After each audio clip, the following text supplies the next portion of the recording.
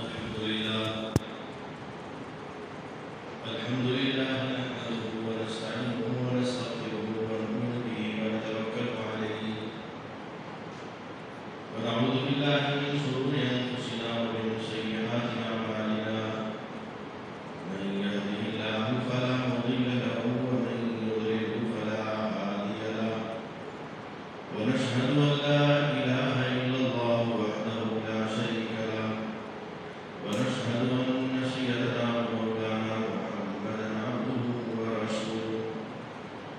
أما بعد فأعوذ بالله من الشيطان الرجيم بسم الله الرحمن الرحيم شهر رمضان الذي أنزل فيه القرآن هدى للناس وبينات من الهدى والفرقان صدق الله العظيم وصدق رسوله النبي الكريم اللهم صل على محمد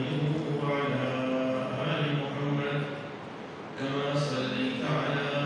إبراهيم وعلى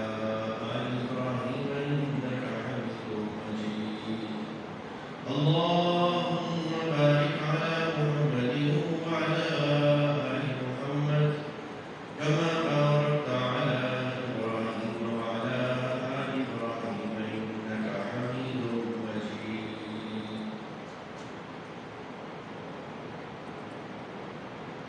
میرے محترم دوستو، اللہ رب العزت نے مجھے اور آپ کو اپنا فضل فرما کر ایک موقع اپنے تعلق میں اضافے کا اور عطا فرمایا۔ یہ رمضان کا مہینہ اللہ رب العزت کے تعلق میں تقوی میں اضافے کے لیے ایک سیزن اور ایک موسم کی حیثیت رکھتا ہے۔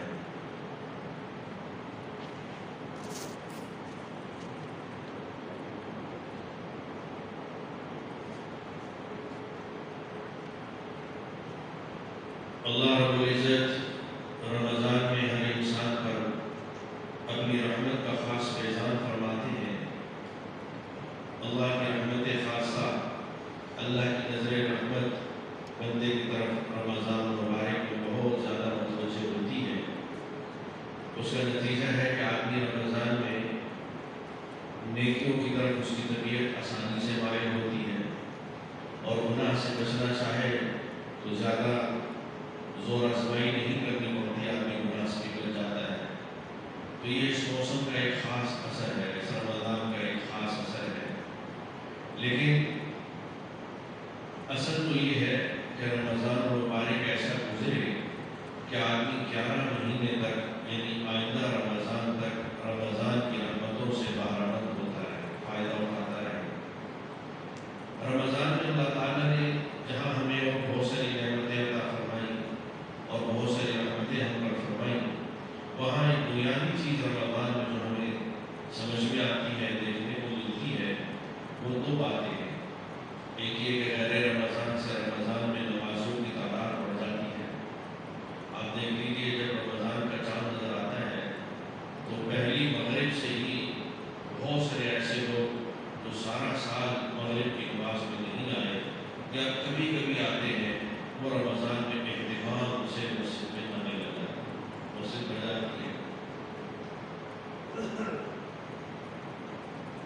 اور 5 وقتوں میں بعض لوگ ایسے خوش نصیب ہیں کہ پورا رمضان کوئی ایک نماز بھی تکبیر اولیٰ کے بغیر نہیں ہوتی۔ رمضان کا چاند نظر آیا اور 5 نمازیں تکبیر اولیٰ کے ساتھ پڑھی جا رہی ہیں، لیکن آخر کیا وجہ ہے کہ وہی آدمی شوال کا چاند دکھنے کے بعد پھر مسجد سے دکھتا نہیں ہے،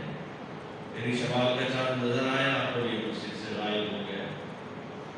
اور دوسری نعمت جو بہت خاص ہے وہ یہ ہے کہ رمضان کے علاوہ، آپ غور کیجیے، آپ میں سے ہر آدمی غور کرے، ہر کلے میں سے کچھ نہ کچھ جزیات مستثنا ہوتی ہیں، تو لیکن عمومی طور پر رمضان کے علاوہ کوئی بھی پورا قرآن 11 مہینے میں نہیں سنتا۔ رمضان کے علاوہ 11 مہینے ہیں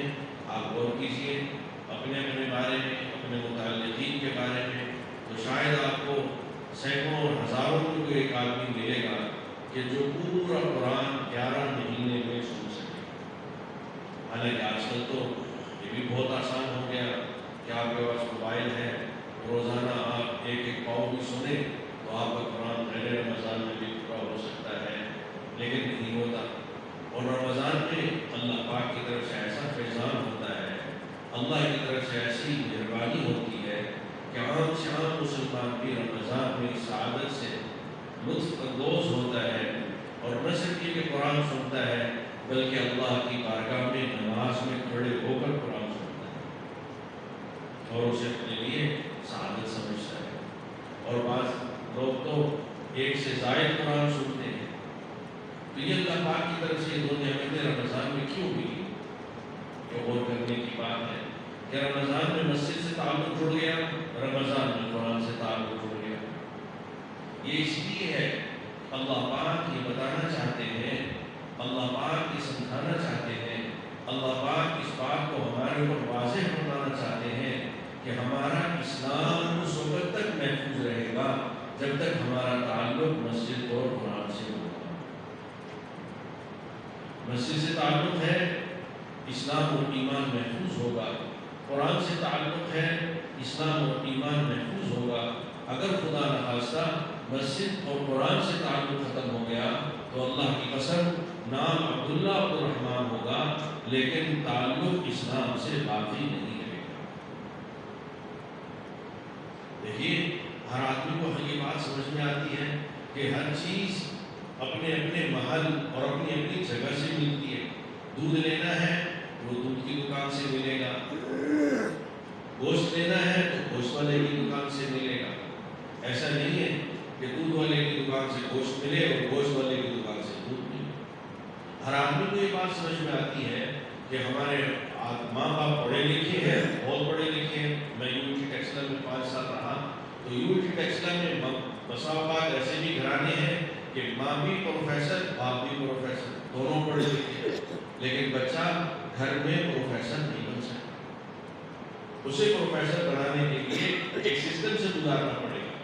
آپ دیکھ لیجیے مارکیٹ کے اندر بہت سارے گھرانے ملیں گے کہ باپ بھی ڈاکٹر ہے ماں بھی ڈاکٹر ہے، لیکن بچہ گھر میں ڈاکٹر نہیں بنے گا. اسے ڈاکٹر بنانے کے لیے ایک خاص نظام کے تحت چلانا پڑے گا، تب جا کے وہ ڈاکٹر بنے گا.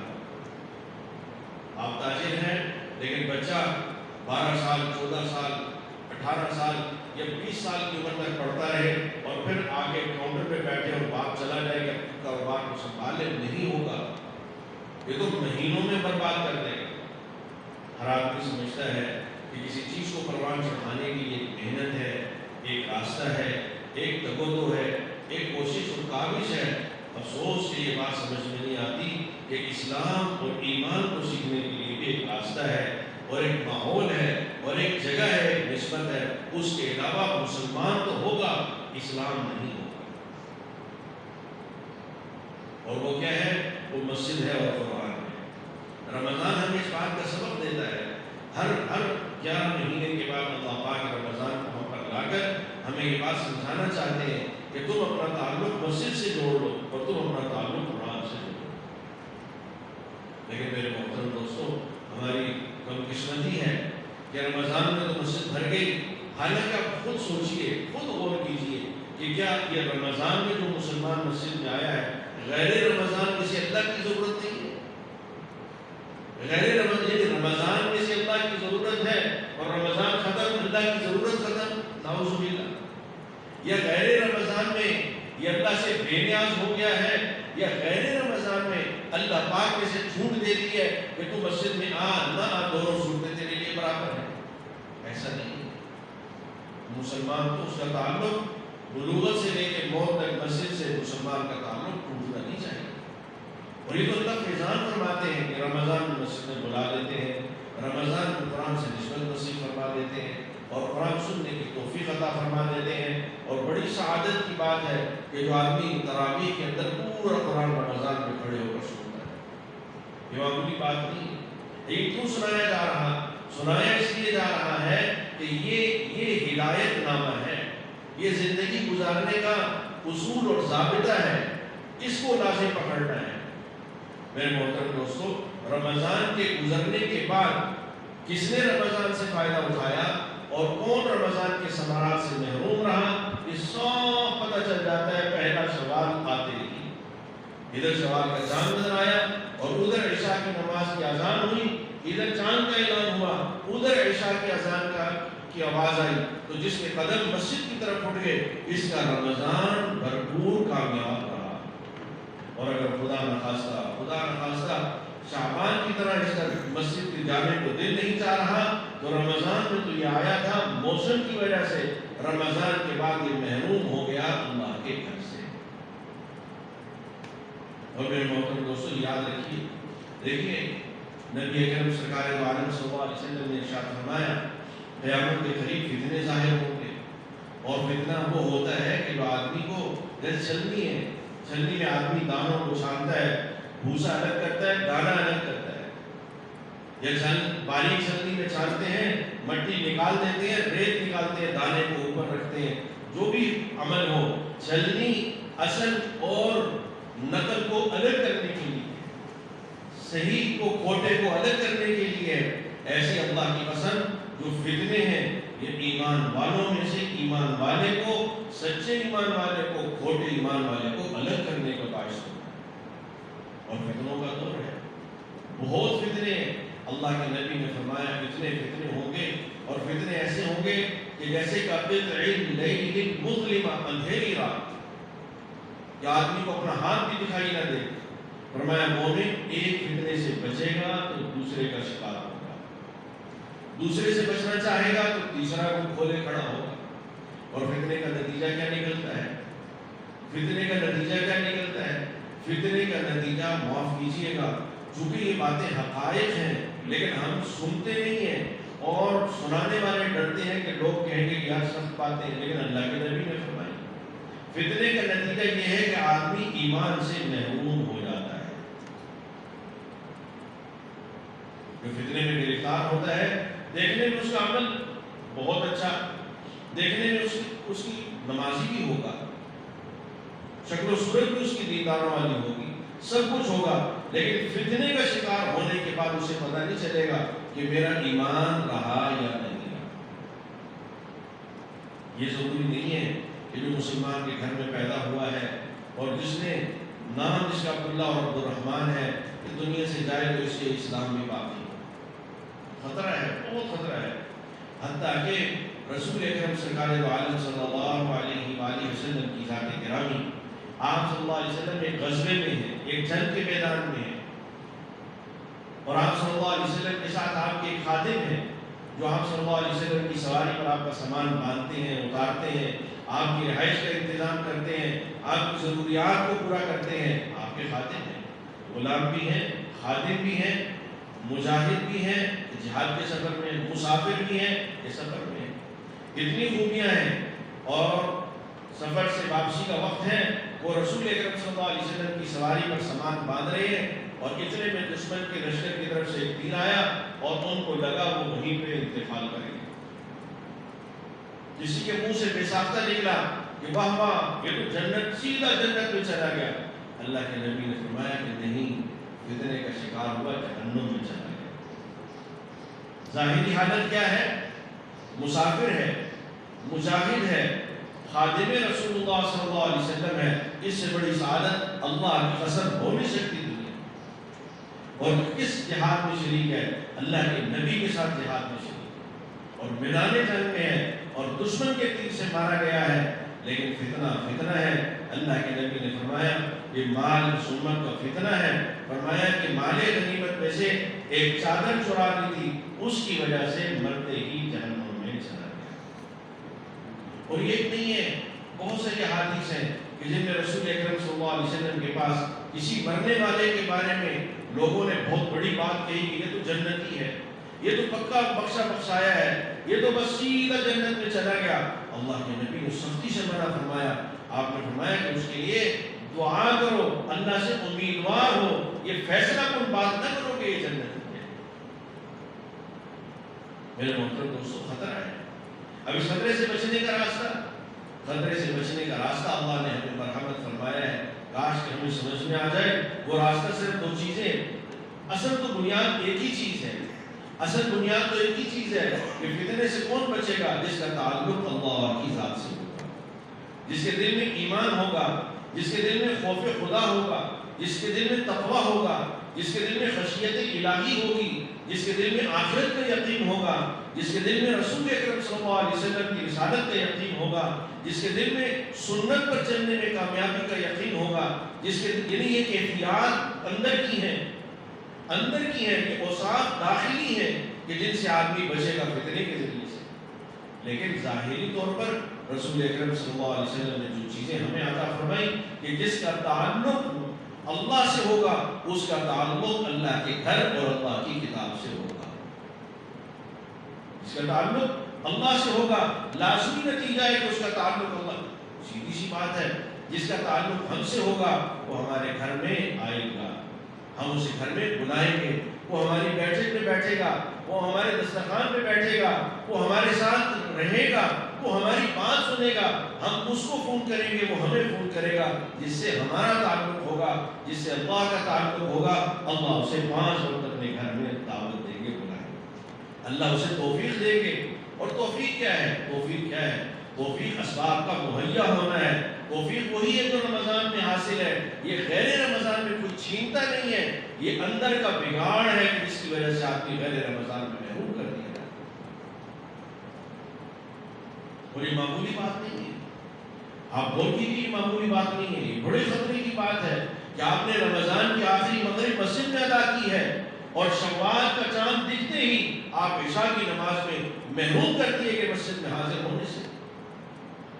آپ کو رمضان میں اللہ نے پورا قرآن الف لام میم سے والناس تک کھڑے کر کے سنایا، اور غیر رمضان میں آپ قرآن کا ایک حرف پڑھنے اور ایک حرف سننے اور ایک حرف سمجھنے سے محروم کر دیے۔ ایسا نہیں ہے، یہ فیصلے ہیں ہمارے اندر کے فیصلے ہیں، اس لیے کہ اللہ پاک تو چاہتے ہیں، اللہ تو کہتے ہیں ہم تو مائل بکرم ہیں، کوئی سائل ہی نہیں، راہ دکھلائیں کسی کی راہ میں منزل نہیں۔ اللہ کا مرادی تو اسی طرح جس طرح رمضان میں کہہ رہا ہے حی علی الصلاۃ حی علی الفلاح، وہ غیر رمضان میں بھی یہی کہہ رہا ہے حی علی الصلاۃ حی علی الفلاح، دروازے کھلے، لیکن اندر کنیکشن کمزور ہے، تعلق کمزور ہے، اس تعلق کی کمزوری کا اظہار شوال کا چاند دیکھتے ہی ہوتا ہے۔ کیا ہوا کہ گاؤں کے رئیس ہیں، گاؤں کے بڑے ہیں، خان ہیں، ملک ہیں، گاؤں کے بڑے چودھری ہیں، ان کے گھر کی شادی ہے، انہوں نے کہا سب کو بلاؤ، سب کو بلاؤ، انہوں نے سب کو بلا لیا، اپنے سے اوپر والے، اپنے سے نیچے والے، نیچے سے نیچے والے، کمی سے کمی، سب کو بلاؤ، جن کے ساتھ دشمنی تھی انہیں بھی بلاؤ، ان کو بھی جا کے راضی کیا جاتا ہے، بلایا جاتا ہے، لیکن ایک موقع کے لیے بلایا جاتا ہے، کہا جاتا ہے دشمنی اپنی جگہ پر برقرار ہے، اس شادی میں شرکت کی، اس پروگرام میں شرکت آپ کی ضرور، لیکن اس کے علاوہ پھر ان کے ساتھ وہی معاملہ ہے۔ میرے محترم دوستو، رمضان تو اللہ کی رحمت کا مہینہ ہے، رحمت برس رہی ہے، لیکن ہم اس کو سمیٹ نہیں رہے، جس کی وجہ سے رمضان گزرتے ہی ختم ہو جاتی ہے، رمضان گزرتے ہی مسجد کا دروازہ ہمارے لیے بند ہو گیا، قرآن کا سننا، سنانا، پڑھنا، سیکھنا، سکھانا ہم اس سے محروم کر دیے گئے۔ اس کا مطلب ہے کہ رمضان تو آیا لیکن ہم نے رمضان سے کچھ نہیں پایا،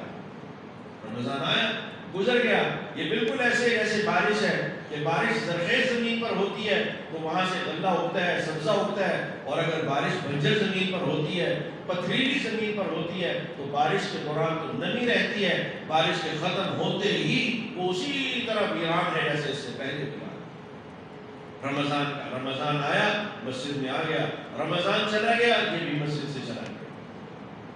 میرے محترم دوستو، بڑے خطرے کی بات ہے، یہ معمولی باتیں نہیں ہیں، یہ تو اللہ پاک کا انتخاب ہے، اللہ کا تعلق ہے، جو آتا ہے وہ اللہ، وہ کہتے ہیں نا ایک صاحب کسی کو پہلے زمانے میں جیسے آدمی بازار سے سامان خریدتا تو گھر تک پہنچانے کے لیے سواری نہیں ہے تو وہاں سے مزدور لے لیا جاتا، جسے پلے دار کہتے تھے، کہ مزدور ہے، سامان سر پہ اٹھا لیا، کندھے پہ اٹھا لیا، گھر تک پہنچا دیا، چند روپے اس کو دے دیے، اس کے عوض ایک آدمی نے پلے دار سے سامان اٹھوایا اور لے کے چلا، راستے میں عصر کی اذان ہو گئی، اس نے کہا صاحب اذان ہو گئی ہے، بڑے نے اپنی نوکری کے لیے بلا لیا ہے، اب اگر آپ کا دل چاہے تو یہاں سامان میں اتار دوں گا، کسی اور کو لے لیجئے، اور اگر جی چاہے تو میں انتظار کر لیں، میں نماز پڑھوں گا، واپس ہوگا تو پھر سامان اٹھاؤں گا۔ اب وہ بھی مسلمان، یہ بھی مسلمان، لیکن اس کو توفیق حاصل ہے، اسے اللہ کا تعلق حاصل ہے، یہ اللہ کے تعلق سے محروم ہے، یہ اللہ کے تعلق سے محروم ہے۔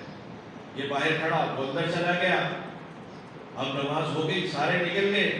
اب وہ کھڑے ہیں، صاحب باہر کھڑے ہیں سامان اٹھانے والے کے انتظار میں، سب نکل گئے، انہوں نے آواز دی بھائی آ نہیں رہے، ان کا آنے نہیں دے رہا، ان کا کون نہیں آنے دے رہا، ان کا تو آپ کو اندر نہیں آنے دے رہا، محمد باہر نہیں آنے دے رہا۔ یہ تو اندر آنے کا اللہ کا تعلق ہوگا تو اندر آئے گا، یہ معمولی بات نہیں ہے کہ آپ مسجد میں آئے یا نہیں آئے، برابر ہے، برابر نہیں ہے آپ اس میں۔ میرے محترم دوستو، یہ بات تو اتنی خطرناک ہے کہ آدمی مسجد کی نماز سے محروم کر دیا جائے،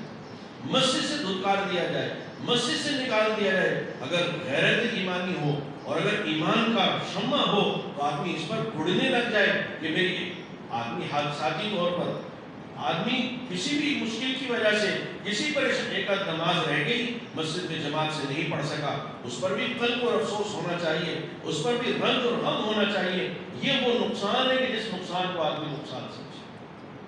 لیکن ایک رہ گئی، افسوس ہوا، دوسری رہ گئی، پھر افسوس ختم، رہتے رہتے شدہ یہاں تک ہو جاتا ہے کہ ہفتوں مسجد نہیں جاتا اور احساس تک نہیں ہوتا کہ میں اللہ کی رحمت سے محروم ہوں،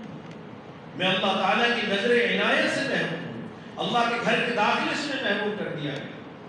تو یہ رمضان کا مہینہ یہ ہمیں اس بات کا درس دیتا ہے کہ اگر ہم ایمان چاہتے ہیں، سلامتی ایمان کی چاہتے، اللہ کے نبی سرکار دو عالم صلی اللہ علیہ وسلم نے فرمایا کہ مسجدیں اللہ کے قلعے ہیں، قلعے، مسجدیں اللہ کے قلعے ہیں۔ یہ اللہ کے نبی نے حضرات صحابہ اکرام کے لیے نہیں فرمایا، ان کے ایمان کی گواہی تو قرآن نے جگہ جگہ دی ہے، ان کے لیے تو قرآن نے کہا ہے وَإِنْ آمَنُوا بِمِثْلِ مَا آمَنْتُمْ بِهِ فَقَدِ اهْتَدَوْا، کہ معیار ہے قیامت تک کے لوگوں کے لیے، معیار حق ہے، معیار ایمان ہے، اگر تم ویسا ایمان لاؤ جیسا ان کا ایمان ہے تب تم ہدایت یافتہ ہو۔ یہ ان کے لیے نہیں ہے، اللہ کے نبی کی بہت سی باتیں وہ میرے اور آپ کے لیے ہیں، آج کے لوگوں کے لیے ہیں۔ آپ صلی اللہ علیہ وسلم نے فرمایا مسجد مسجد اللہ کے قلعے ہیں، ایمان والوں کے لیے قلعہ ہے۔ جیسے قلعے میں آدمی دشمن سے محفوظ ہوتا ہے، ایسے مسجد میں آدمی اپنے دشمن شیطان سے محفوظ ہوتا ہے۔ اور معاف کیجیے گا، فتنوں کا دور ہے اور فتنہ سمجھ میں نہیں آتا، یاد رکھیے، فتنہ سمجھ میں نہیں آتا، آدمی اس میں لپٹ جاتا ہے اور گھر جاتا ہے اور اس کا شکار ہو کر ایمان سے نکل جاتا ہے، پتہ نہیں چلتا۔ فتنہ کہتے ہی اسے، دیکھیے حضور اکرم صلی اللہ علیہ وسلم نے حضرات صحابہ اکرام کو دجال کے فتنے سے ڈرایا، اللہ کے نبی ڈرا رہے ہیں، اور صحابہ اکرام جو صاحب ایمان، جو ایمان والوں میں انبیاء کے بعد سب سے افضل ایمان والے لوگ ہیں، وہ ڈر رہے ہیں، اور مومن کا ہوتے ہی ہے دیکھیں جس آدمی کے پاس مال ہو، پیسے ہو، سونا ہو، زیور ہو، قیمتی سامان ہو، وہ خطرناک راستے سے گزرتے ہوئے ڈرتا ہے، راہ کو تنہا جاتے ہوئے ڈرتا ہے، پیسے زیادہ ہیں تو اکیلے سفر کرتے ہوئے ڈرتا ہے، پیسے زیادہ ہیں تو آدمی کہیں پہ کسی کو بتاتے ہوئے ڈرتا ہے، اور جس آدمی کے پاس کچھ بھی نہیں ہے وہ کہے گا ہمیں کیا پرواہ، لنگ کے زیر لنگ کے بالا، نہ غمِ دزد نہ غمِ کالا، ایک چادر اوپر ہے ایک چادر لنگی ہے، اور ہمیں کسی چور اور ڈاکو کا کوئی خطرہ نہیں۔ ایسے ہی جیسے مال والا جتنا مال زیادہ ہوگا خوف زیادہ ہوگا، اللہ کی قسم ایمان والا جتنا ایمان زیادہ ہوگا اتنا خوف زیادہ، جتنا ایمان مضبوط ہوگا اتنا خوف زیادہ ہوگا، اور جتنا ایمان کمزور ہوگا، اللہ کے نبی نے فرمایا کہ مومن اپنے بارے میں نفاق کا ڈر رکھتا ہے اور منافق اپنے ایمان پر اتراتا رہتا ہے۔ اللہ کے نبی نے حضرات صحابہ اکرام کو ڈرایا، دجال کے فتنے سے ڈرایا، ایک دن ڈرایا، دوسرے دن ڈرایا، تیسرے دن ڈرایا، مسلسل 3 دن ڈرایا۔ حضرات صحابہ اکرام نے قضائے حاجت کے لیے مدینہ منورہ سے باہر کھانا کم کر دیا،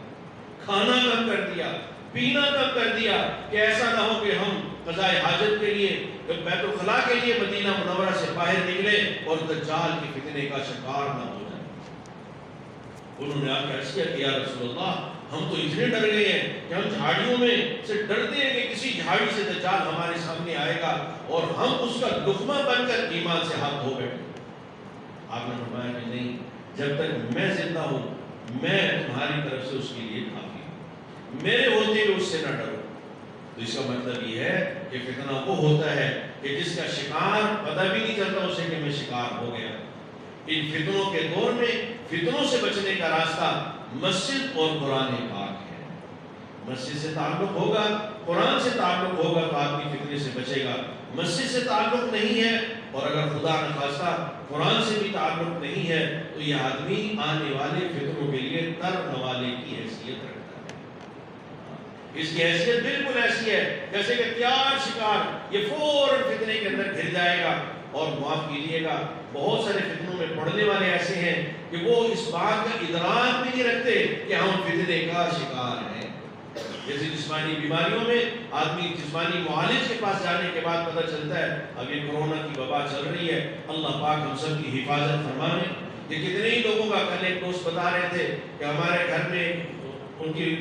عزیزہ کا انتقال ہوا کہ انہیں اس موسم میں پولن الرجی ہوتی تھی۔ یہ پھولوں کے جب پھول کھلتے ہیں تو اس کے پولن کی وجہ سے انہیں کھانسی اور سانس کی شکایت ہوتی تھی۔ تو اس سال بھی ہوئی، ہم یہ سمجھتے رہے پولن الرجی ہے، لیکن وہ بڑھتی گئی۔ جب ڈاکٹر کے پاس گئے تو پتہ چلا یہ تو کورونا میں جھگڑی نہیں ہے، 2 دن کے اندر اندر انتقال ہو گیا۔ تو جیسے جسمانی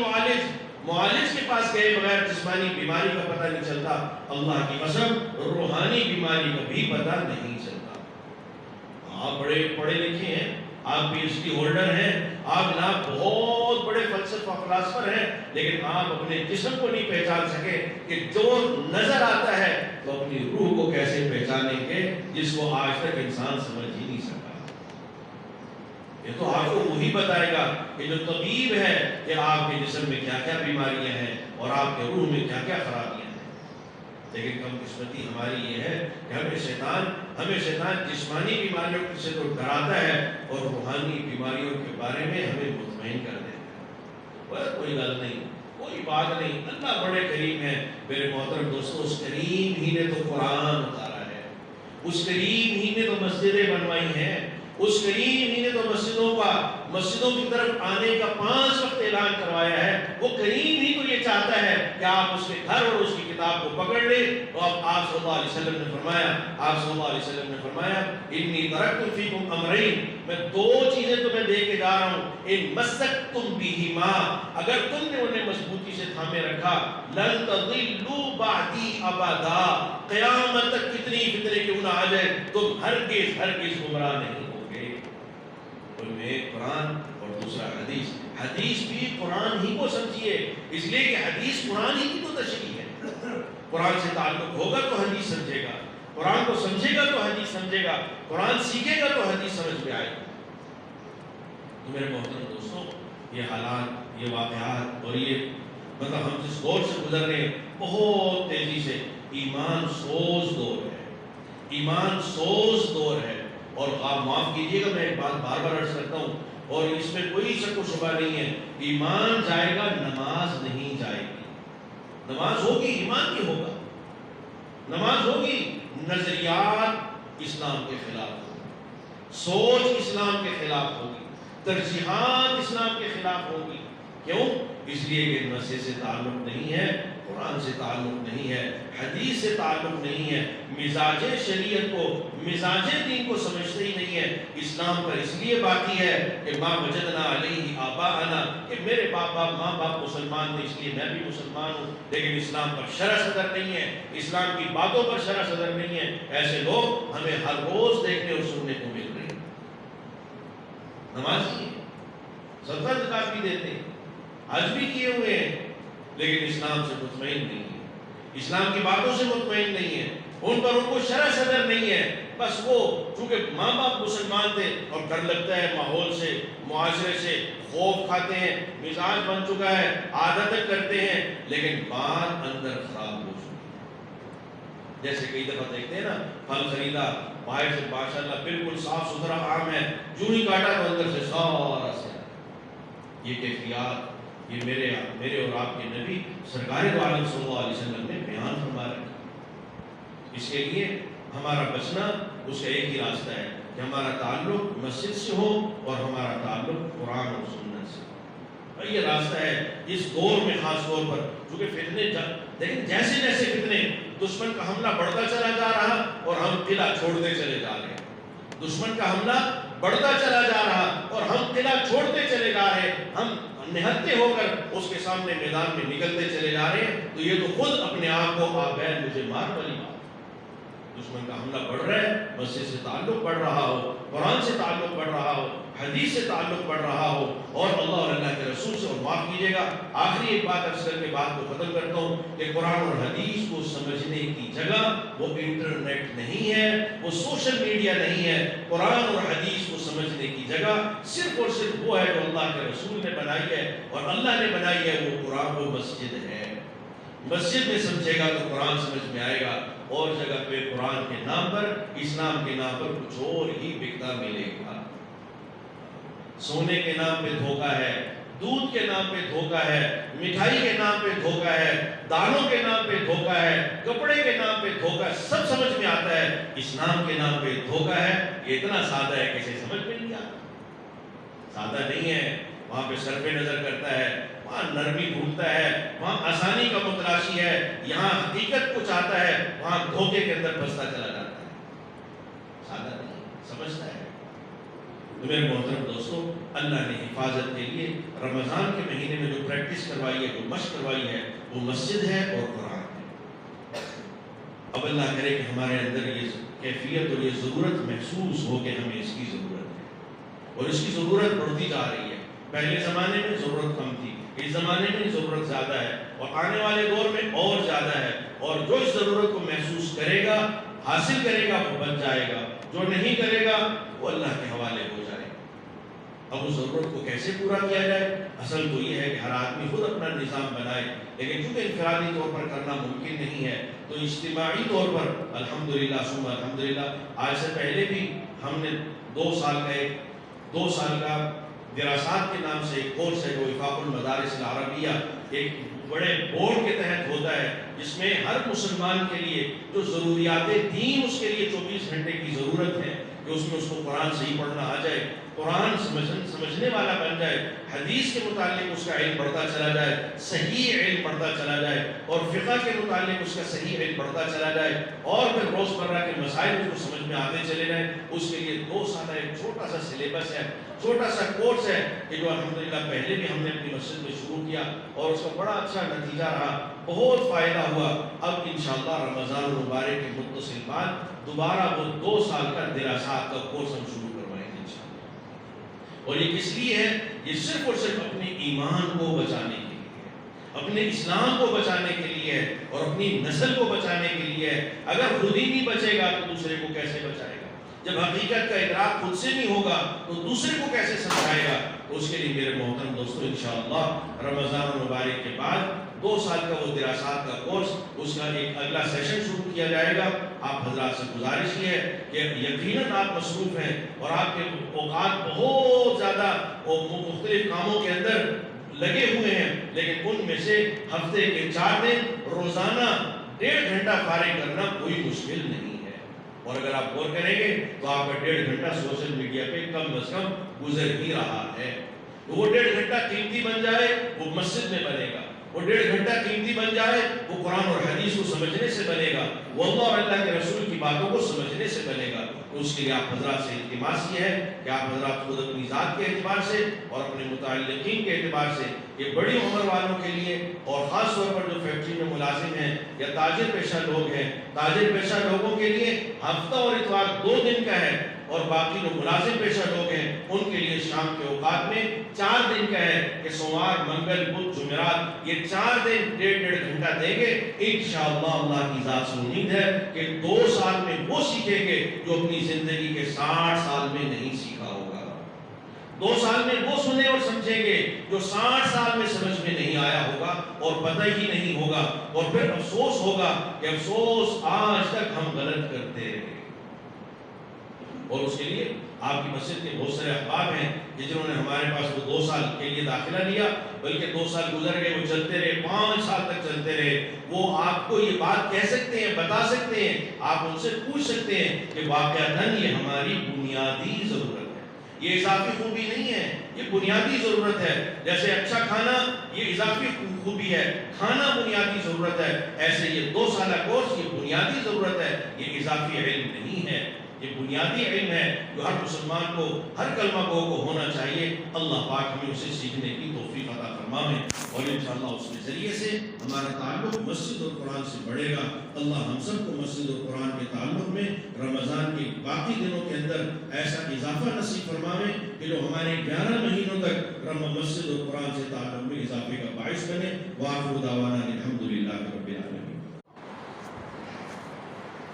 الحمدللہ